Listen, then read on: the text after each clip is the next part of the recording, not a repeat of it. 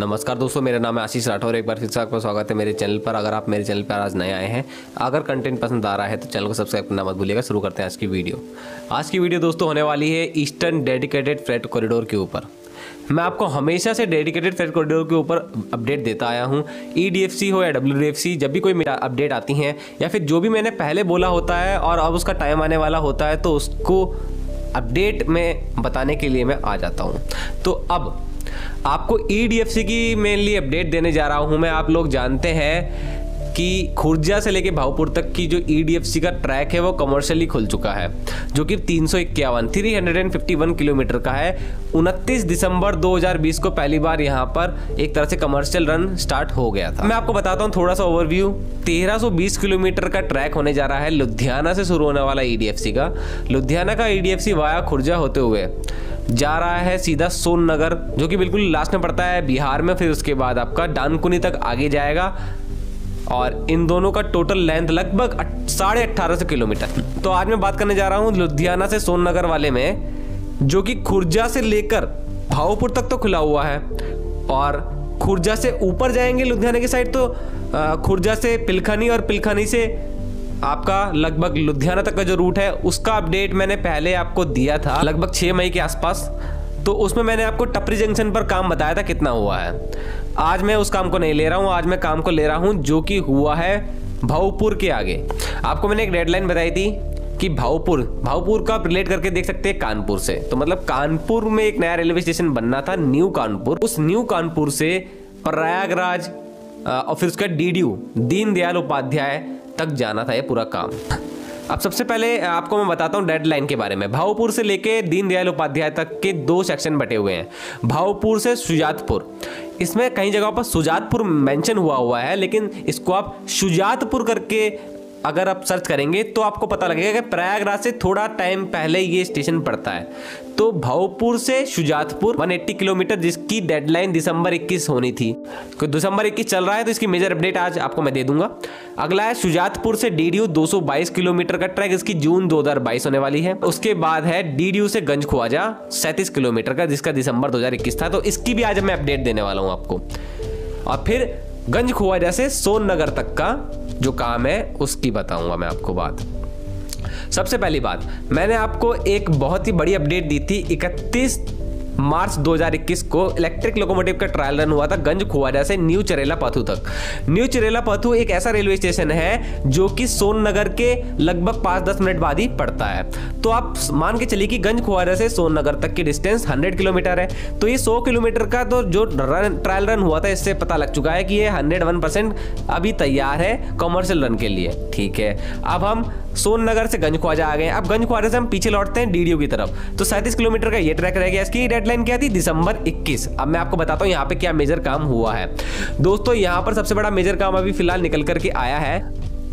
26 नवंबर को गंजख्वाजा में open web girder launch किए गए हैं और यहाँ पर मेजरली यही काम अभी हुआ है। अब DDU में क्या हुआ है आपको पता है। गंजख्वाजा वाला EDFC DDU तक आ गया होगा 37 किलोमीटर का, जो कि अपडेट अभी मैंने आपको बता ही दिया है। यहाँ पर जो EDFC की लाइनें आ रही है ना दोस्तों, उसको इंडियन रेलवे की लाइन से कनेक्शन मिल चुका है। ये बड़ी खुशखबरी की बात अभी सामने आ गई है। अब यहाँ पर DDU में आप लोग जानते ही हैं, इसको हम मुगल सराय के नाम से भी जानते थे पहले।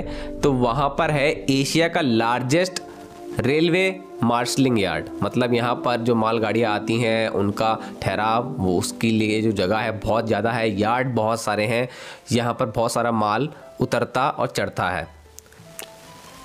तो DDU जंक्शन पर ईस्टर्न रिसीविंग कैबिन जो है वहां पर अभी नया काम कंप्लीट हुआ है न्यू पैनल इंटरलॉकिंग सिस्टम का, जिसको स्टार्ट भी कर दिया गया है। तो इस न्यू पैनल इंटरलॉकिंग सिस्टम का मतलब है वहां पर जो ईस्टर्न डेडिकेटेड फ्रेट कॉरिडोर की लाइन थी उनका कनेक्शन अब पूरी तरीके से इंडियन रेलवे के जो मार्शलिंग यार्ड की तरफ लाइनें जा रही हैं उससे हो गया है कनेक्शन, इससे कि अब मालगाड़ियाँ डायरेक्टली रेलवे की ईस्टर्न डेडिकेटेड फ्रेट कॉरिडोर को ट्रांसफ़र की जा सकती हैं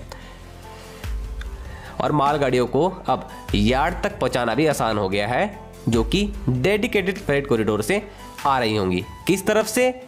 जहाँ तक मेरे को अभी अंदाज़ा है गंजख्वाजा की तरफ से। ठीक है, क्योंकि अभी नीचे की तरफ अब हम बढ़ेंगे, वहाँ पर कितना काम हुआ है अभी एक और आपको मैं जानकारी देना चाहता हूँ कि सोननगर और डीडीयू के बीच में सोननगर गरबा रोड जो है वहाँ पर 60 मीटर का बो string girder road over bridge पर रखा गया है। तो रोड ओवर ब्रिज जो कि NH नेशनल हाईवे 2 पर बन रहा था उसके ऊपर गर्डर रख दिया गया है। तो यहाँ पर एक और अपडेट आपको मिल गई गंज ख्वाजा सोननगर डीडीयू लाइन की। और अगली मेजर अपडेट है दोस्तों भावपुर सुजातपुर रूट की। इसको आप प्रयागराज से रिलेट करके देख सकते हैं। अभी हम डीडीयू तक तो नहीं पहुंच पाए हैं, पहले मैं आपको क्लियर कर देता हूं। भावपुर को आप कानपुर से रिलेट करके चलिए तो न्यू कानपुर से लेके सुजातपुर 180 किलोमीटर बताया जा रहा है। अब इस 180 किलोमीटर का जो रूट है इसका क्या हुआ? डेडलाइन थी दिसंबर 2021। तो फाइनली मैं आपको बताना चाहता हूं, अभी हाल ही में इलेक्ट्रिक लोकोमोटिव का ट्रायल कंडक्ट हुआ है जो कि डाउन लाइन पर हुआ है, जो कि न्यू कानपुर से लेके शुजातपुर तक जा रही है। और आप इसको EDFC की प्रयागराज यूनिट ही मान सकते हैं। तो यहाँ से क्लियर हो गया कि इस 180 किलोमीटर के रूट पर भी काम पूरी तरीके से कंप्लीट लगभग कर दिया गया है। अब बात रही शुजातपुर से डीडीयू तक, जो कि वाराणसी होकर आने वाला है।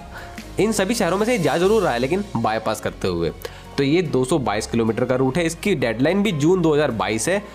तो अभी तो दूर है, लेकिन जिस तरीके से भावपुर से सुजातपुर तक ट्रायल लिया गया है, बहुत जल्दी अब लगता है मुझे कि खुर्जा से शुजातपुर तक ट्रेनें चलने लगेंगी कमर्शियली। उसके बाद जून आते आते ये प्रयागराज होते हुए लगभग डीडीयू से कनेक्शन इसको मिल जाएगा। और डीडीयू के आगे आपको पता ही है कि सोननगर तक का जो काम है लगभग कंप्लीट होने को है। 37 किलोमीटर जिसमें आपका गंज ख्वाजा डीडीयू से गंज ख्वाजा तक है, और फिर गंज ख्वाजा से सोननगर या फिर चिरला पथू आप मान सकते हैं 100 किलोमीटर अब कंप्लीट हो जाएगा। तो खुर्जा से तो सोननगर जुड़ने वाला है, ये बात मुझे पक्का पता लग रही है कि मिड आपके 2022 तक हो जाना चाहिए। ऊपर का कैसे काम चल रहा है इतना बता दूं कि जब भी मेरे को मौका मिलेगा मैं आपको लाइव काम जरूर दिखाने की कोशिश करूंगा खुर्जा से लुधियाना तक का। बाकी काम तेज़ी से चल रहा है, आसपास खबरें आती रहती हैं, वो मेरे को पता लगता रहता है, इसका मैं आश्वासन दे सकता हूँ।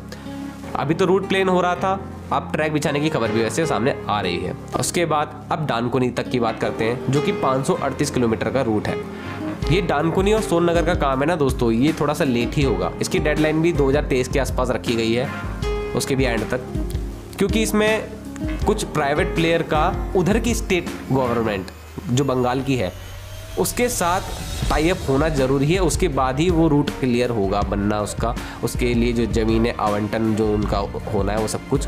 अब इसमें केंद्र सरकार द्वारा फंडिंग तो कुछ है नहीं, तो इसलिए इसका कुछ कह नहीं सकते कि जल्दी से जल्दी कब हो पाएगा ये। लेकिन सोननगर जो कि बिहार में है वहाँ तक का तो काम आप मान के चलिए कि कंप्लीट होने को है। तो यही अपडेट थी EDFC की, और आप लोगों को ये अपडेट कैसी लगी ज़रूर बताना। आप लोग अगर वहाँ रहते हैं, आपके घर के पास से अगर EDFC जा रहा है तो मेरे को अपडेट करना मत भूलिएगा। और अगर कुछ आपके पास फ़ोटो या क्लिप्स वगैरह भी हैं तो इंस्टाग्राम पर मेरे को आप मैसेज पर्सनली कर सकते हैं, और मेरे लिए वो एक तरह से हेल्प ही होगी, मैं और वीडियो बना पाऊँगा जिससे कि। तो आज के लिए इतना ही। वंदे मातरम, भारत माता की जय।